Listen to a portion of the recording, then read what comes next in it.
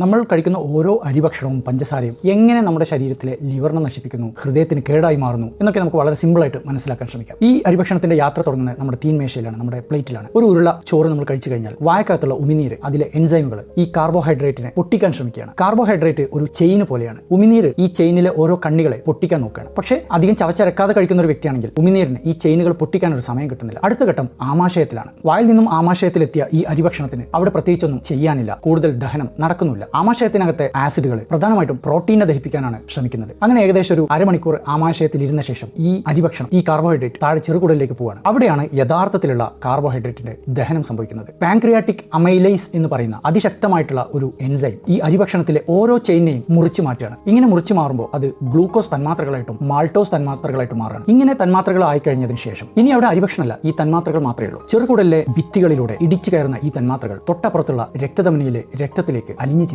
ഇവിടെ ലക്ഷക്കണക്കിന് ഗ്ലൂക്കോസ് തന്മാത്രകൾ ബ്ലഡിലുണ്ട്. ആ സമയത്താണ് രക്തത്തിലെ ഷുഗറിന്റെ അളവ് നമ്മൾ നോക്കുമ്പോൾ കുത്തനെ കൂടി കാണുന്നത്. അടുത്ത ഘട്ടം ആരംഭിക്കുന്നത് പാൻക്രിയാസ് എന്ന അവയവത്തിലാണ്. രക്തത്തിലെ ഗ്ലൂക്കോസും ഷുഗറും കൂടിയത് പാൻക്രിയാസിന് വിവരം കിട്ടുന്നുണ്ട്. ഇത് തരണം ചെയ്യാനായിട്ട് പാൻക്രിയാസ് ഒരുപാട് അളവിൽ ഇൻസുലിൻ രക്തത്തിലേക്ക് അയക്കുകയാണ്. ഇൻസുലിൻ പോയിട്ട് ഗ്ലൂക്കോസ് തന്മാത്രകളോട് പറയണം, ഇങ്ങനെ ഒഴുകി നടക്കാൻ പാടില്ല, കോശങ്ങളുടെ അകത്തേക്ക് കയറേണ്ട സമയമായി. അങ്ങനെ ഏത് കോശങ്ങളിലേക്കാണ് ഇൻസുലിൻ ഈ ഷുഗറിന് കൊണ്ടുപോകുന്നത്? ആദ്യം വാതിൽ മുട്ടുന്നത് മസിലുകളിലാണ്. നമ്മൾ നടക്കുമ്പോഴും ഓടുമ്പോഴും വ്യായാമം ചെയ്യുമ്പോഴും മസിലിൽ നിന്നാണ് എനർജി ഉൽപ്പാദിപ്പിക്കപ്പെടുന്നത്. ഇതിന് ഗ്ലൂക്കോസ് ആവശ്യമാണ്. പക്ഷേ ഒരു വ്യക്തി എക്സസൈസ് ഒന്നും ചെയ്യുന്നില്ലെങ്കിൽ ഈ ഗ്ലൂക്കോസ് അവിടെ അടിഞ്ഞു നിൽക്കുന്നുണ്ടാവും, ഉപയോഗിക്കപ്പെടാതെ. ഇൻസുലിൻ വാതിൽ മുട്ടിയ സമയത്ത് മസിലുകൾ പറയാണ്, ഇയാൾ എക്സസൈസ് ഒന്നും ചെയ്യാത്ത വ്യക്തി ആയതുകൊണ്ട് ഇവിടെ സ്ഥലമൊന്നുമില്ല, നിങ്ങൾ വേറെ എവിടേക്കെങ്കിലും പോയിക്കോ. അടുത്ത ആശയം ശരീരത്തിലെ കൊഴുപ്പ് കൂടിയ ഭാഗങ്ങളിലാണ്, നമ്മുടെ വയറൊക്കെ പോലെ. അവിടെ വാതിൽ മുട്ടുമ്പോൾ കൊഴുപ്പ് പറയാണ്, കുറച്ച് ഗ്ലൂക്കോസിനെ ഞാൻ എടുത്തോളാം, പക്ഷേ ഇവിടെയും അധികം സ്ഥലമില്ല, കാരണം ഇയാൾ അധികം എക്സസൈസ് ഒന്നും ചെയ്യാത്ത ആളാണ്. അങ്ങനെ അവസാനത്തെ ആശ്രമമായ ലിവറിന്റെ വാതിൽ മുട്ടുകയാണ്. മസിലും കൊഴുപ്പൊന്നും എടുക്കാത്ത ബാക്കി വന്ന ഗ്ലൂക്കോസിനെ ലിവർ എന്ന മഹാമനസ്കൻ സ്വീകരിക്കുകയാണ്. പക്ഷേ ആ സമയത്ത് ലിവർ പറയുന്നുണ്ട്, ഞാൻ താൽക്കാലികമായിട്ടാണ് എടുക്കുന്നത്, എക്സസൈസ് ഒക്കെ ചെയ്തിട്ട് ഈ ഗ്ലൂക്കോസ് തന്മാത്രയെ നിങ്ങൾ തിരിച്ച് കത്തിച്ച് കളയണം. ഈ ഒരു കണ്ടീഷനിലാണ് ലിവർ എടുക്കുന്നത്. പക്ഷേ ഒരു മനുഷ്യൻ എക്സസൈസും ചെയ്യുന്നില്ല, എല്ലാ ദിവസവും ഒരുപാട് കാർബോഹൈഡ്രേറ്റ് ഉള്ള ഭക്ഷണം കഴിക്കുന്നുണ്ട്. അങ്ങനെയൊക്കെ ആകുമ്പോൾ ലിവറിന് കൊടുത്ത ഈ വാഗ്ദാനം പാലിക്കാൻ പറ്റാതെ വരികയാണ്. അങ്ങനെ ആകുമ്പോൾ ലിവറിന്റെ മുമ്പിൽ ഒരൊറ്റ എമർജൻസി മാർഗ്ഗമേ ഉള്ളൂ,